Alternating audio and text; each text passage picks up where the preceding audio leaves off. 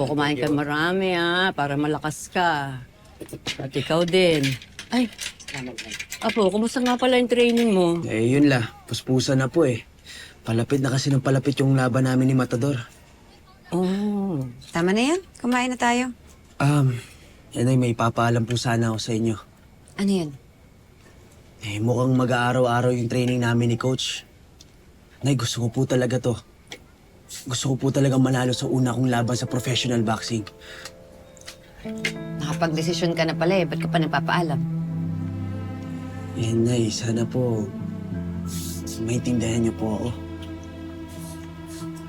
Bahala ka na, anak. Matanda ka na.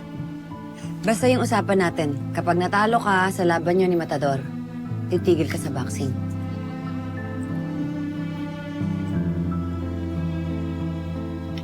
Sige na, kayo na lang kumain. Wala na ako ng gana.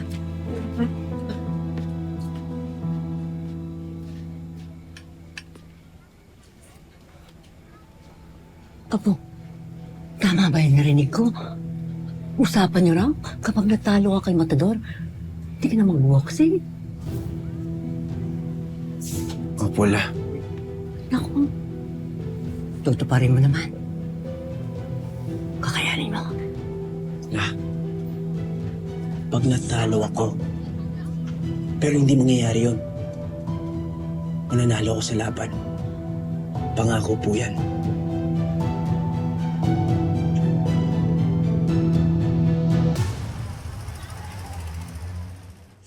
Grabe. Araw-araw na talaga yung training niyo ni Makmak? Oo eh. Kaya nga nagpaalam ako kay Ma'am Oda eh. Sabi ko mag-a-absent ako, buti pumayag siya. Kailangan talagang manalo ni Makmak eh. Talagang papayag yun si Madam Oda. Pumustahin sa laban eh. Kaya dapat talagang manalo si Makmak. Ang bango mo, Dorsky. Ay, ikaw, Noy. Kailan ka naman mananalo? Saan? Alam mo, basta makasama ko lang yung anak ko, sapat na yun. Pero, coach ka lang. Hanggang doon ka lang.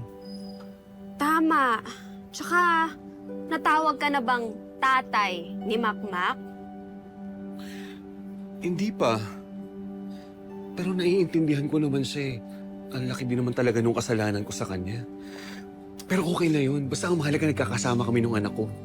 Okay lang ba talaga yon?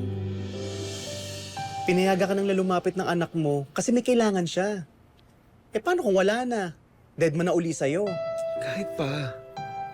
Alam mo, kahit na hindi niya na ako tawaging tatay, kahit pa hindi niya ako kilalaning ama, okay lang sa akin yun eh. Hindi naman mababawasan yung pagmamahal ko kay Makmak.